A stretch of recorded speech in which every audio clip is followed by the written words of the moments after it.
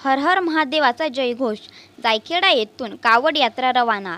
हर हर महादेवाचा जयघोष आणि टाळ मृदुंगाच्या गजरात मोक्षगंगा नदीचे पवित्र जल घेऊन जायखेडा येथून श्री क्षेत्र तोरणमाळ येथे पायी कावड यात्रा शेकडो भाविकांसह रवाना झाली।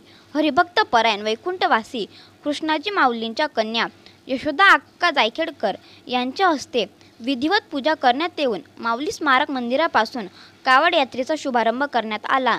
यावेळी नाथ संप्रदायातील शेकडो अनुयायी उपस्थित होते। पवित्र श्रावण महिन्याचे औचित्य साधून जायखेडा येथून मोक्षगंगा नदीचे जल घेऊन ही कावड यात्रा शिवशंभो व गोरक्षनाथ महाराजांचा जय जयकार करीत पिसोळबारी मार्गे नंदुरबार जिल्ह्यातील तोरणमाळ येथे रवाना झाली। यावेळी गावातून मिरवणूक काढण्यात आली। गावातील सुवासिनींनी ठिकठिकाणी पूजा व आरती केली।